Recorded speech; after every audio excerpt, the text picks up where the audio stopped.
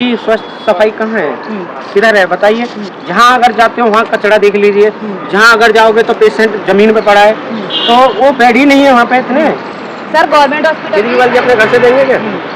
आप चले जाइए, आप किसी अगर बीच में जा रहे हैं, कोई भी नेता नहीं दे रहा नहीं है। अपने घर से कौन नहीं देता है बताइए। बताइए घर से कौन सी पार्टी क्यों? दे रही है? आप यूपी में देख लीजिए, यूपी में कितने ना कर्जा माफ किए, किसानों का कर्जा बहुत माफ किया है।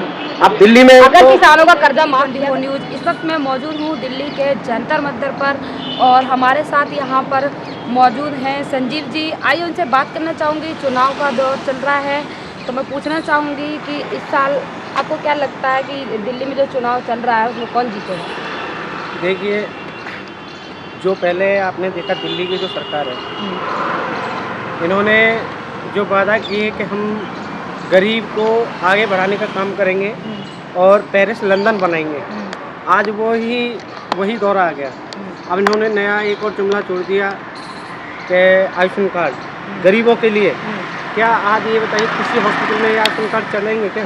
वो रद्द करा दिए जाते हैं। आज किसी डॉक्टर के पास जाते हैं तो वो सीधे बोल देते हैं ये हमारे यहाँ वैलिड नहीं है, हमारे यहाँ नहीं चल पाएगा। पर दिल्ली सरकार तो इसकी गारंटी ले रही है, वो बोल रही है मैं जीत जाऊंगी तो 100% संजीवनी कार्ड चलेगा। और जो मोदी जी ने आयुष्मान कार्ड चलाया था उन्होंने 15 लाख तक की छूट दी थी, 5 लाख तक की सॉरी। और केजरीवाल जी का कहना है कि जितना चाहे उतना इलाज उसमें फ्री होगा, चाहे वो कितने भी लाखों का हो या करोड़ों का हो, उसमें हमारी कोई वो नहीं होगी, सारा योगदान दिल्ली सरकार का होगा। देखिए, इन्होंने बोला है कि कितने भी लाखों का इलाज हो, अगर एक घर में 5 सदस्य हों तो क्या 5 सदस्यों का इलाज हो सकता है उसमें एक ही में?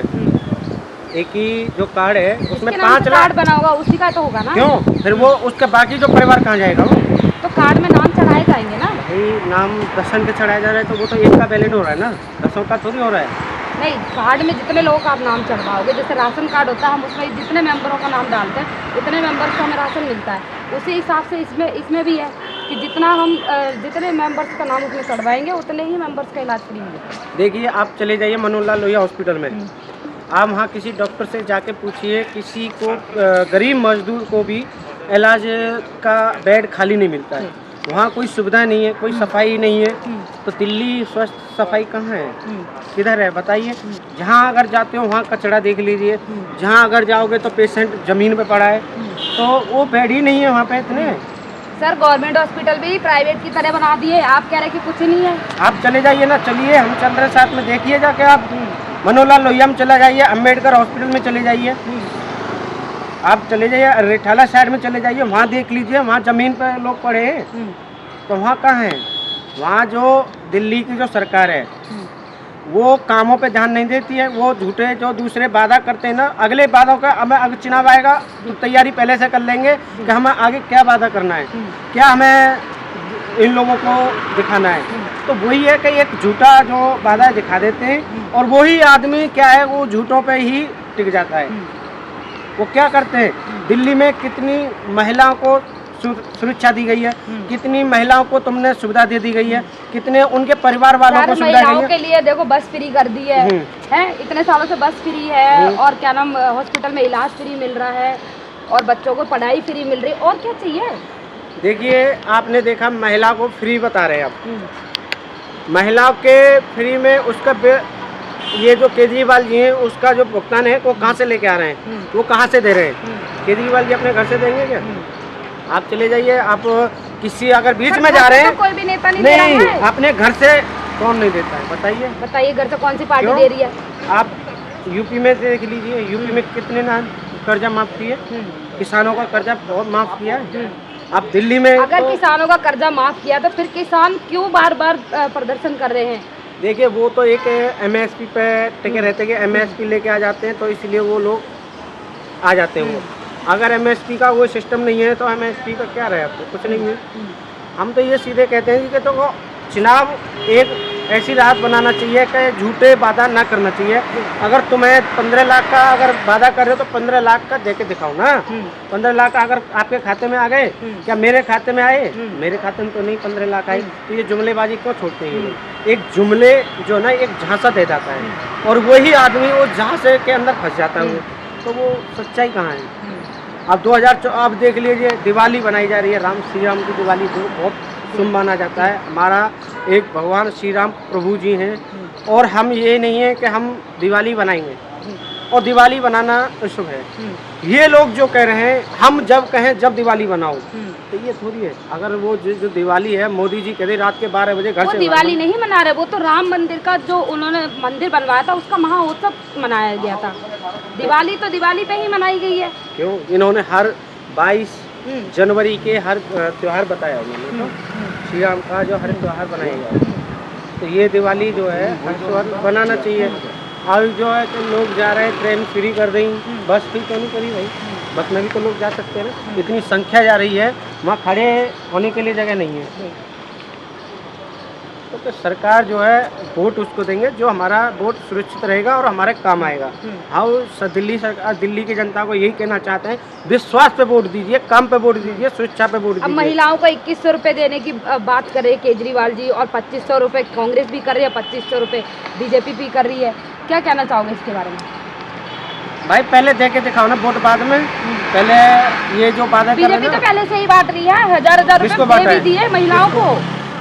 कौन सी महिला को दिया बताइए? चांदनी चौक में जाओ, कौन पता सी? कीजिए, चांदनी चौक में बांटे गए पैसे। आप समझ नहीं पा रहे ना, ये बीजेपी के बहुत बड़े ड्रामा होते हैं।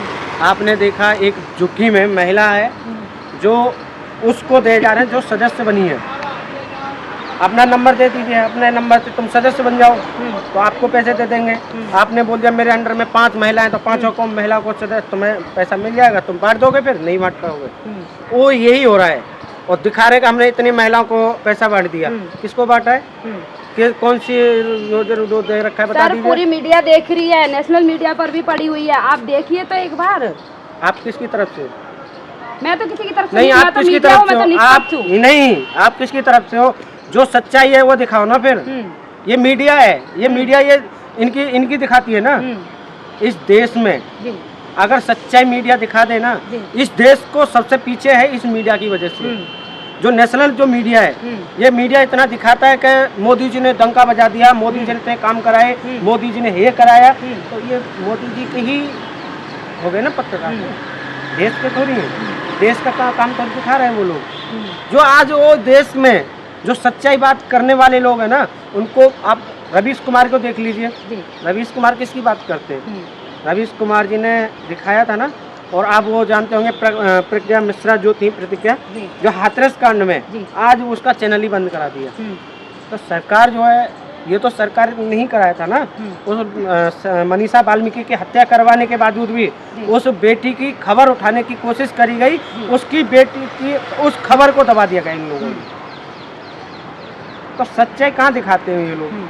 आप खुद देख लीजिए, हर दिखा रहे हैं कि कोरोना फैल रहा है, चाइना से इतने लोग गंभीर हो गए, इतने फलाने हो गए। ये एक गुमराह कर दिया जा रहा है, ये लोगों के अंदर भय बैठाई जा रही है। इसके अंदर जो ना कहीं कोरोना नहीं है, कहीं बीमारी नहीं है, ये लोग जो है एक गुमराह कर लिए। सर, फिर जो देश भर में जो इतने लाखों लोग मारे गए उस बीमारी के कारण, क्या ये सब नाटक था? देखिए, जो सबसे पहले अमेरिका से जो ट्रम्प जो आए थे, पहले सबसे पहले अहमदाबाद में आए थे। वहाँ से शुरुआत हुई थी। जब मोदी जी जब वहाँ गए, उनके गले में ले जाके, वहाँ से ट्रम्प जब आने के बाद फिर आगरा ताजमहल पे आए। ताजमहल पे आने के बाद देख के फिर वो वापस जगह, जब से ये बीमारी फैलना शुरू हुआ था। उससे पहले तो बीमारी नहीं थी। तो आपका कहना है कि बीमारी क्यों नहीं? ट्रम्प ही तो बीमारी थी। ट्रम्प ही तो बीमारी था। ट्रम्प को क्यों नहीं कुछ हुआ? अब ये तो बताइए, क्यों मास्क लगा के घूम रहे थे वो अमेरिका में? आप अमेरिका में क्यों घूमे वो? जो बोला है ना कि ट्रम्प आए और ट्रम्प बीमारी लेके आए, जब तो वो अगर ट्रम्प को बीमारी थी तो फिर ट्रम्प को बीमारी क्यों नहीं हुई? वो उनको क्यों नहीं कुछ हुआ? तो उससे पहले बीमारी क्यों नहीं थी? उससे पहले कोई चर्चा चली थी इसके बारे में? बट ये तो बोला जा रहा है कि चाइना से आई थी ये बीमारी। चाइना का इनके साथ वाले जो आ रखे थे ट्रम्प के साथ, वो कहाँ से थे? वो चाइना से तो नहीं थे। वो कहाँ से थे? अमेरिका के थे वो। ये जो बीमारी फैलाई गई, ये ट्रम्प की वजह से आ रखे थे यहाँ पे, और ये सारे पूरे देश भर में ये फैला दिए। कोई जब मैंने देखा, मैं खुद यहाँ से मैक्स हॉस्पिटल में काम करता था, मैं पैदल गया, मेरे को पुलिस वाले नहीं जाने दे रहे, मेरे लाइन सीधे गाजियाबाद पहुँचा। जब जमुना जी जब बीच में पड़ती है तो 22 डेड बॉडी बह के जाती हैं जमुना जी में, क्योंकि अगर शमशान घाट में जलाने के लिए जगह नहीं मिलती है, उनको लकड़ी नहीं मिलती है, तो उनका भुगतान कौन भरेगा? आप चले जाइए निर्वाणा हॉस्पिटल में, एक डॉक्टर आईसीयू में ड्रिंक करके एक पेशेंट को मार दिया जाता है और उसको घोषित कर दिया कि कोरोना में ख़त्म हो गया, तो उसका भुगतान तो ये सरकार भरेगी, कौन भरेगा? तो ये जो है बीमारी जो है एक जुमलेबाजी थी और ये बीमारी के अंदर लोगों के अंदर भय बिठा दी गई। अच्छा, आपसे एक लास्ट सवाल है, जो मैंने आपसे जो चुनावी मुद्दा पूछा था कि आपको क्या लगता है कि दिल्ली में किसकी सरकार बनेगी? देखिए, दिल्ली की सरकार तो कितना भी सही, केजरीवाल के अलावा कोई नहीं आएगा, क्योंकि दिल्ली में आप बीजेपी सुनो बुराई नहीं, आप जो दिल्ली में काम उसने कराए, ये नहीं काम नहीं कराए। आज ये बता दीजिए कि दिल्ली यही बीजेपी वाले लोग मुद्दा उठाते हैं कि केजरीवाल ने 18 करोड़ का शीश महल बना दिया। कौन सा नेता शीश महल नहीं बनाता है? कौन सा अपना घर नहीं बनाते हैं? ये कोई नेता नहीं बच रहा है जो अपना घर नहीं बनाता हो। हर नेता अपना घर बनाता है, हर अपना वो बनाता है। जनता का भी देखना पड़ता है, अपना परिवार वाले के भी देखना पड़ता है। ये थोड़ी अपना इस जनता की वजह से अपने परिवार वालों को भी त्याग दे, अपने परिवार वालों को देख ले। अब केजरीवाल मुख्यमंत्री तो नहीं है, मुख्यमंत्री वो साइड में जो है वो है ना, हाँ, उन्होंने वो क्या काम करा रहे हैं अभी, उनका काम दिखा दो एक बार। अच्छी जी स्कूलों में जा रही है, ब्यौरा कर रही है, और क्या चाहिए? ब्यौरा कर बच्चों की पढ़ाई पे ध्यान दे रही है, शिक्षा पे, जहाँ भी जाती है आपने देखा होगा उनकी वीडियो में, वो जो भी कार्य होता है स्कूलों में, अगर कोई काम नहीं हुआ होता या टीचर्स नहीं आए होते तो उनको क्या नाम ऑन द स्पॉट ही वो डांट लगाते हैं और बोलते हैं कि ये लोग क्यों नहीं आए। उनसे क्वेश्चन करते हैं तो वो बताते हैं कि फलाने जगह है, फलानी जगह है। तो और क्या चाहिए फिर? देखिए, सबसे ज़्यादा जो महिलाएं हैं, सफाई कर्मचारी हैं, जेंट्स भी हैं, सफाई कर्मचारी हैं, उनके बेचारों के तनख्वाह नहीं मिलती है, ठेके पे काम करा, इन ठेका ख़त्म करवाओ ना, सरकारी करवा दो। तो सरकारी क्यों नहीं कराते?